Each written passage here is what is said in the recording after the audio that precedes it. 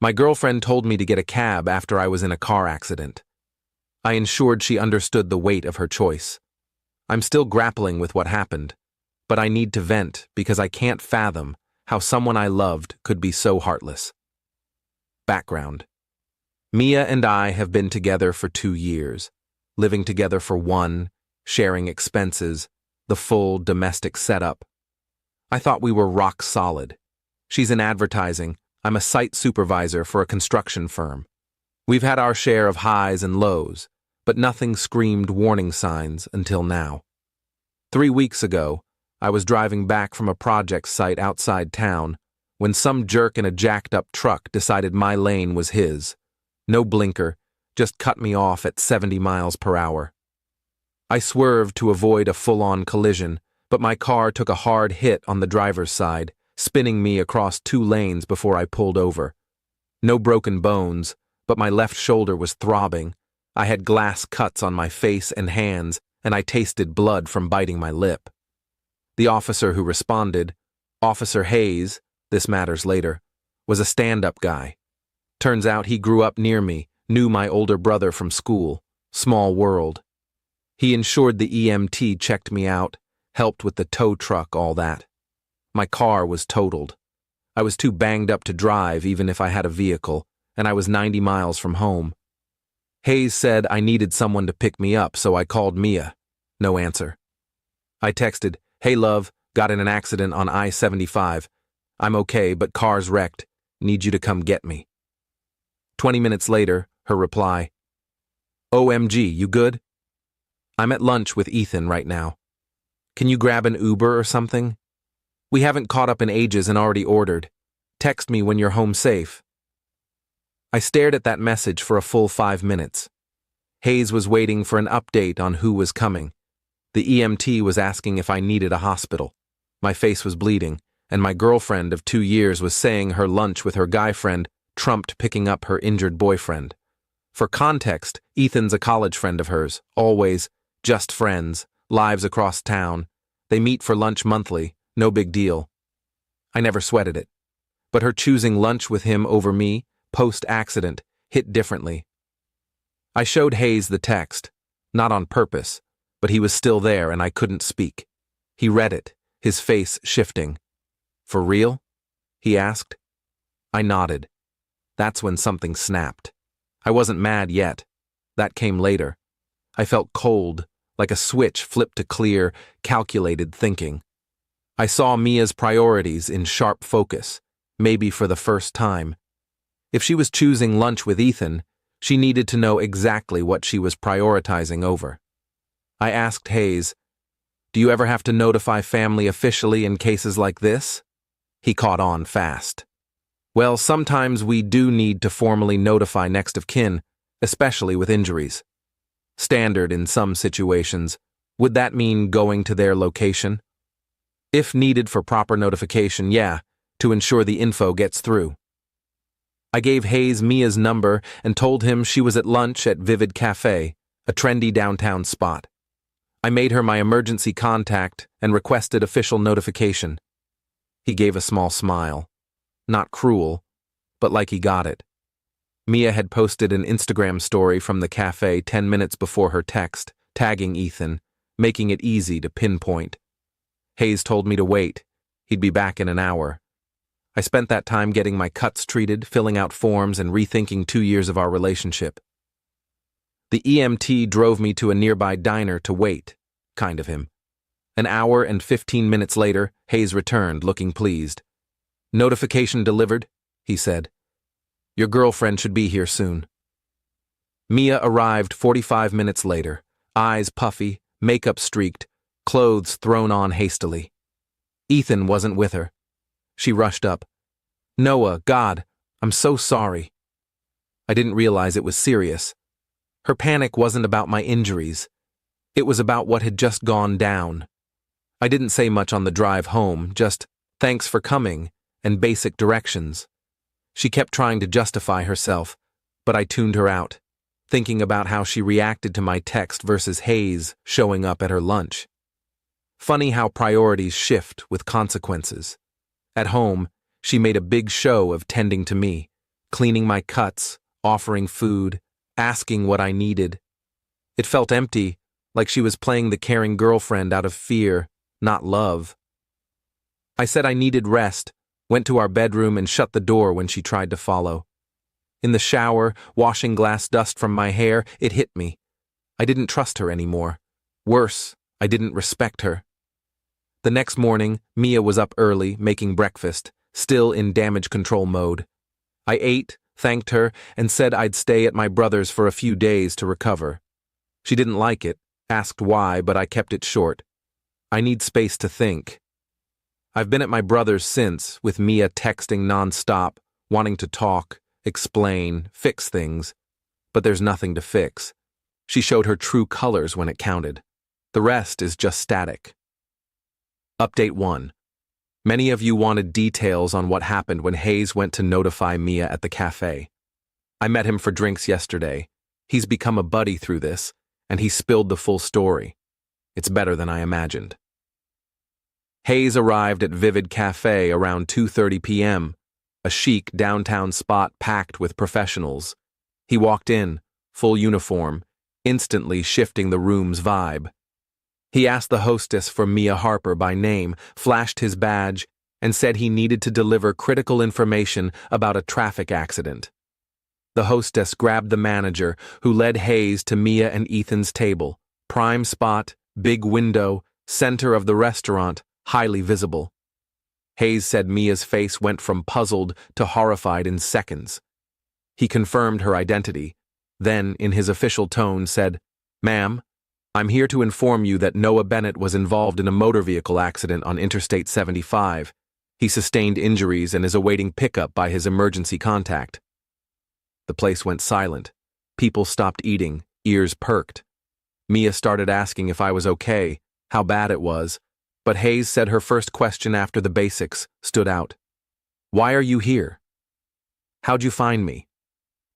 Hayes, ever professional, replied, "Ma'am, the injured party named you as his emergency contact and requested official notification, indicating you were unresponsive by phone." Ethan started looking uneasy. Mia began explaining the lunch, saying she didn't know it was serious, thought I could just get a ride. Hayes let her ramble, then said, "Ma'am, your boyfriend has injuries requiring medical attention and has been without transport for over an hour. He requested you be notified. Hayes said you could have heard crickets." Mia's explanation had just broadcast to the restaurant that she'd ignored her injured boyfriend's plea for help. She turned red, voice dropping, but the damage was done. Hayes said people were eavesdropping, some pulling out phones to text, but clearly recording. The best part, Ethan spoke up, clueless. "Noah's hurt?" "Mia, why didn't you tell me?" Mia had to admit, in front of Hayes and the crowd, that she got my text and prioritized lunch. Hayes said Ethan looked stunned, stood, said they needed to leave, threw cash on the table, apologized to Hayes, and asked about my condition. Mia, scrambling, said she was coming right away, it was a misunderstanding. Hayes gave her my location, told her to drive safely. As he left, he overheard Ethan asking Mia why she didn't tell him I was hurt, why she made it sound like I was just needy. Mia fumbled her response. Ethan just shook his head. The kicker, a diner recognized Mia, someone from her office. Hayes overheard her say to her table mate, "That's Mia from the Thompson account. Her boyfriend was in an accident, and she didn't leave lunch to help him." Mia must have felt that one. When she picked me up, she was rattled, not just worried about me, but humiliated. She kept asking how the cop found her, why he came to the cafe instead of calling. I just said he had to notify my emergency contact officially. The drive was tense. She tried explaining, but each attempt dug her deeper. What really got me was when she said, "You didn't have to send a cop to the restaurant." That was humiliating. Humiliating, not, "I'm sorry I left you stranded," or "I should have come right away." That sealed it. She cared more about the consequences than her actions. Hayes said in 15 years on the job he'd never done a notification like that, But he's seen priorities exposed in emergencies before. He's seen relationships end over less. I'm still at my brother's. Mia's texting relentlessly, but I'm not ready to face her. I'm done, obviously. Just need to sort the apartment, as we're both on the lease. Update 2. Some developments you'll want to hear. Last Monday, I returned to the apartment to grab my stuff and have the breakup talk with Mia. I'd delayed it to secure a new place first.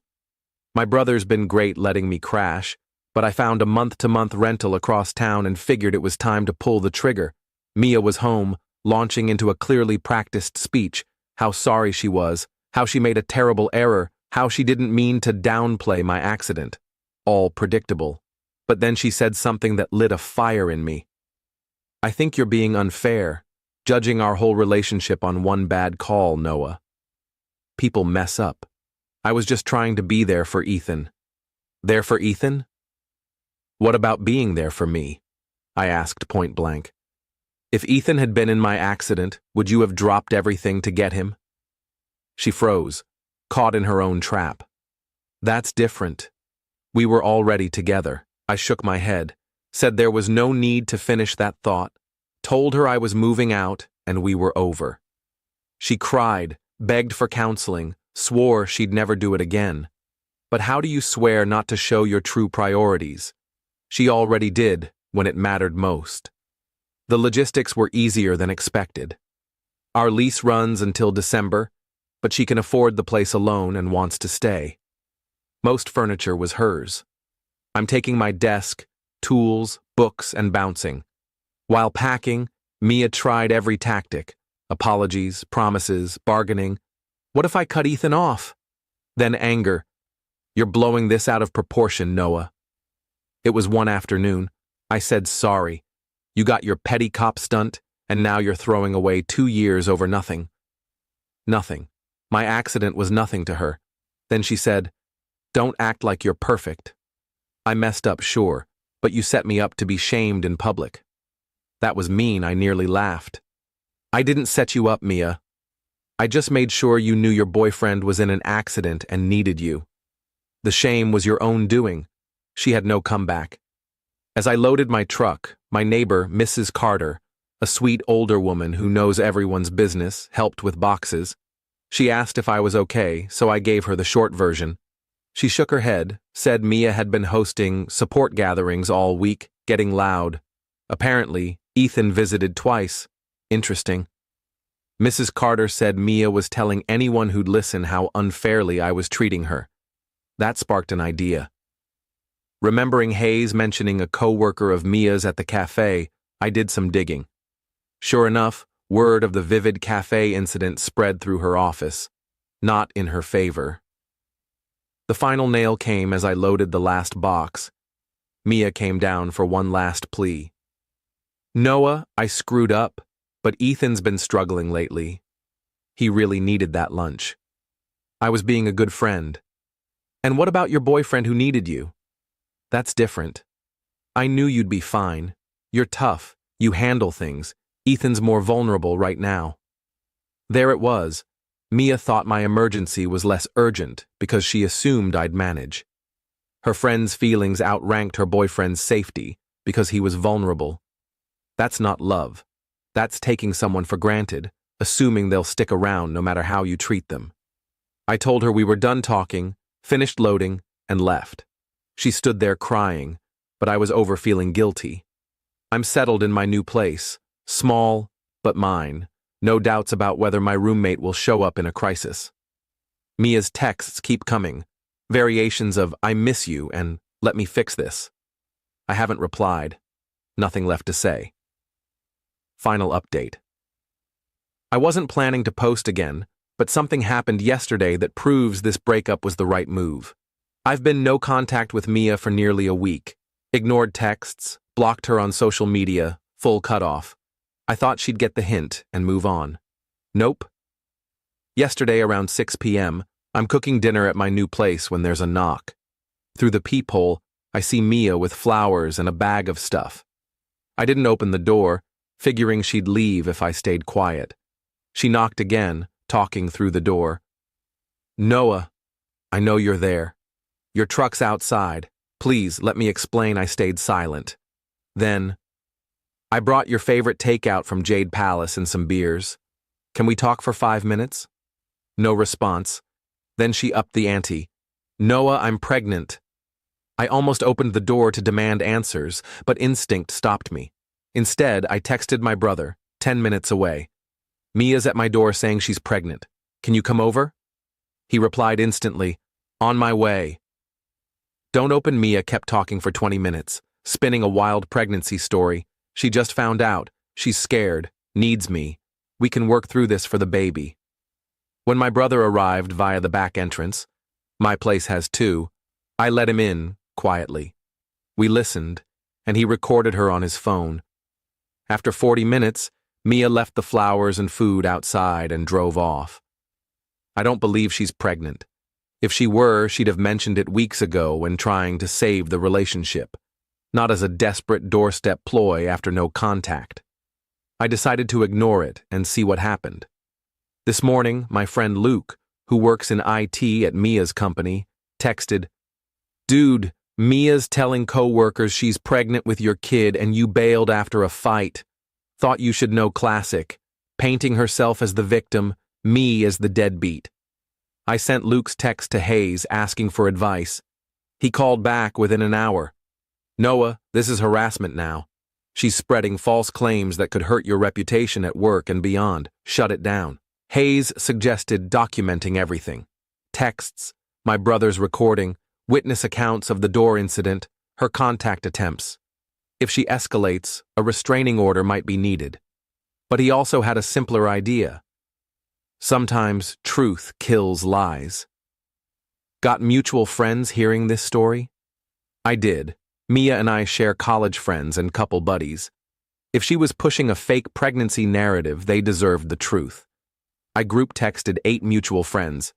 Hey all, Mia and I split 2 weeks ago after she didn't help me when I was injured in a car accident. She's now claiming she's pregnant and I abandoned her, just setting the record straight. Hope you're well attached all my evidence. Within an hour, 6 responded, shocked about the accident and her lies. 2 said Mia had already told them about the pregnancy, asking advice on handling my abandonment. She never mentioned my injuries, only that we split because I was unreasonable about her male friends. Based on their reactions, Mia's story will likely implode soon. Good luck isolating yourself with your own lies. The final piece fell into place tonight. Ethan texted me out of nowhere. Noah, heard about the accident mess. I had no idea. Sorry, man. Also, she's saying she's pregnant with your kid. I know it's not true. We can talk if you need. Interesting. Ethan knows she's not pregnant. I didn't dig for details, but have my suspicions. I'm done with it all. Changed my number today, blocked her everywhere, alerted work security in case she shows up. My brother's been a rock, and Hayes said to call if she escalates. But I think she'll move on once her lies fizzle. People like Mia find new drama targets fast. This has been weirdly freeing. I dodged a massive bullet. I'm moving forward. Solid job, great friends, supportive family. That's enough. Thanks for the support and reality checks, Reddit. Stay safe. Peace out.